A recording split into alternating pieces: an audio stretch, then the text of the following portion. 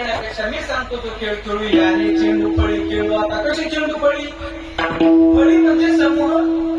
10 गोकुळांचा समूह 2 बाजूला उभा करायचा. बलराम बाबांची एक टीम आणि भगवान श्रीकृष्णाची एक टीम. इकडच्या टीम मधल्या माणसानं गोपाळाला चेंडू आकाशात फेकायचा आणि पलीकडच्या फळीनं म्हणजे समूहानं तो चेंडू झेलायचा.